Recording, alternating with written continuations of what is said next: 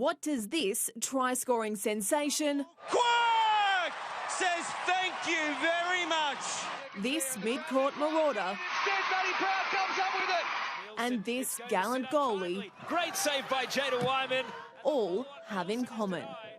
The Minerva Network, where Australian business leaders team up with our Aussie athletes to offer professional and personal experience as they help guide these women to life beyond sport. We saw a distinct difference between the way returning elite women athletes, Australian women athletes who were doing extraordinary work on the world stage, were being treated when they came back, about their future and about their financial future, their public future, compared to the natural networks that had occurred for a lot of the men athletes that we've seen over many, many years.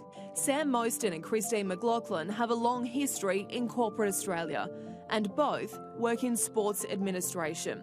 The Minerva Network is their passion project. When I first took on the role of Chairman of Venues New South Wales 3 years ago, there were no women, let alone any female athletes, at the very formal events.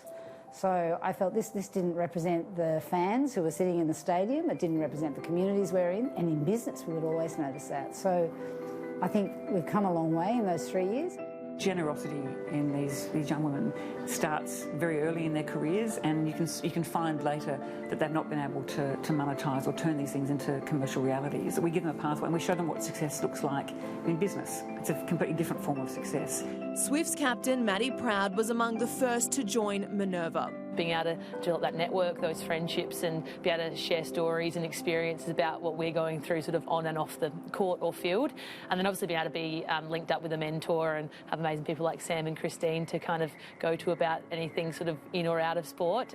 Just having them to kind of lean back on has been amazing as well. I've had a couple of job offers already and things like that where you've met people at an Eminem concert and then ended up with a job offer the next day. So very unique situations. Wagga Wagga duo Alicia Quirk and Jada Wyman have their own success in rugby sevens and soccer.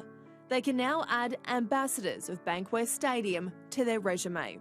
The first women in the country to be given that role.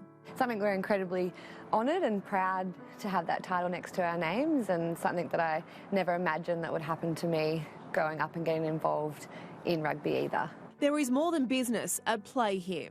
There is personal growth and invaluable insight. It's something that I was very new to, and meeting different athletes I was a little bit nervous for as well, and but yeah, it's just been a great experience. I don't think I could be able to be the person I am and footballer I am without the Minerva Network. The network is also growing at a rapid rate. We're growing pretty quickly, and we've got some big ambitions as we lead into the Tokyo Olympics next year, and obviously we've got the ICC T20 International Women's Day next year, so I think we're hoping by the time we get to the Olympics to be touching about 200 athletes. We're part of a movement where women's ambitions in sport are no different to men's, where every young woman in the country and around the world, as we've seen with global movements, actually has the same ambition and has a sense of confidence that they'll achieve that. And when they leave their sports, they don't leave to poverty or a lack of education, a lack of a job and a lack of respect. But they move into a world where that respect for what they have done as elite athletes translates into an extraordinary life ahead. Oh, such a fantastic interview, and we are joined by Minerva co-founder Romilly Madu and Rugby Sevens star Dominique Dutoit. Good morning to you, ladies. Thank you very much for being here. First of all, Rom and Dom. Rom, I love this story because as the ladies pointed out to me, it all started over a cup of tea. It started over a conversation, athletes coming to you ladies and saying, we need help, we need a little bit of guidance. It really did. It was Christine McLaughlin's the chair of Venues New South Wales, and I'm on the board of Sydney Olympic Park Authority. And we would be at some of these events, and the athletes would just be saying, "Oh, how do we do a contract?" Or, you know, how do we meet a lawyer? Or it even could be about financial planning. And we were aghast. We were kind of like, don't you have that? You know, isn't that network already available for our elite women sports, women around Australia? And all of a sudden, many of us are members of Chief Executive Women, and we went, you know what, we can create that network, and so we did. Dom, how much has it helped you? How much has, because obviously you've trained hard, you play rugby sevens for your country, you were part of the squad in Rio that won gold. You didn't get the opportunity to play, but you're part of the whole thing. How much has Minerva helped you? Oh, massively. I I was full-time contractor straight out of school, so I didn't really have any business experience in the real-life business world, I suppose, and that's what the Minerva Network has done for me. The extremely successful businesswomen that have given up their time to help athletes like me kind of navigate that business world and get an insight into some of the challenges that they face themselves, starting from the ground up, I suppose, in their business ventures. So for me, that has been massive for me. And I personally, I'm interested in media and pursuing media post my rugby career.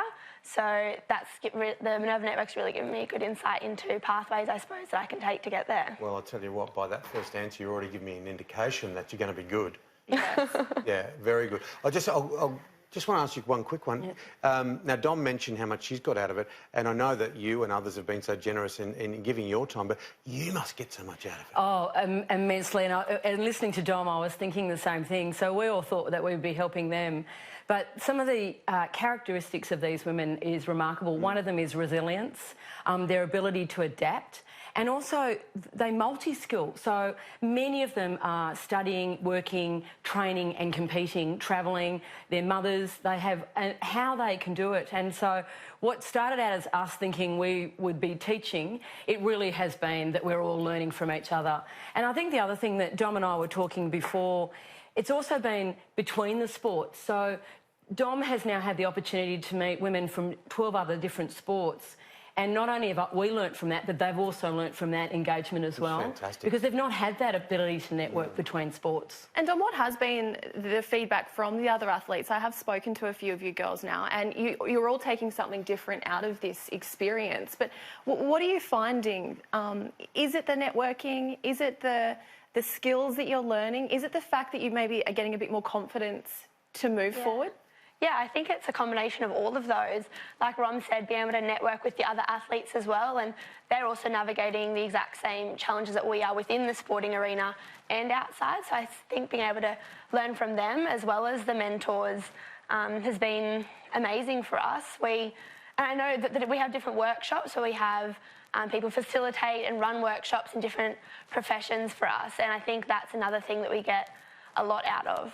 Dom, is this, sorry to cut you off, Timmy, is this part of a broader problem here? The fact that you're having to set up a network like this, I was just as shocked, because to me it seems like a natural progression that when you're an athlete of this calibre and you're representing your country, that this would naturally follow. But so sadly, when it comes to women's elite sports, it didn't exist.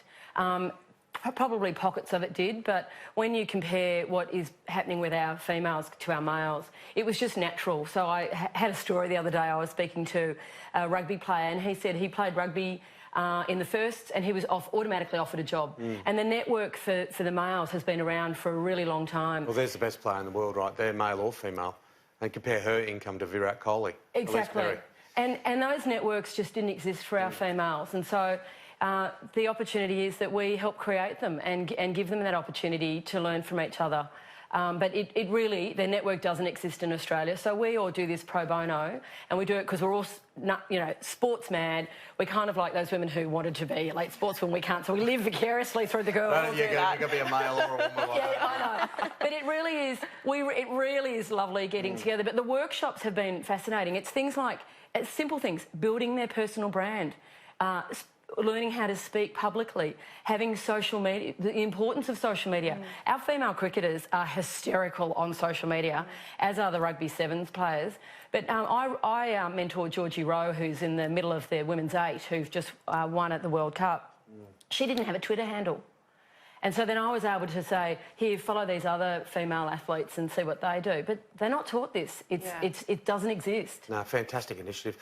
I'll give the last grab to you, Dom, because I think one of the great things to come out of all of this is it's going to arm you and others with that ability when it comes to getting more money into sport, getting more eyeballs on women's sport when it deserves it. Well, you as the athletes are armed to do it.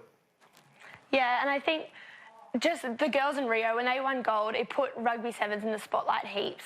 And players like Charlotte Caslick getting heaps and heaps of media attention.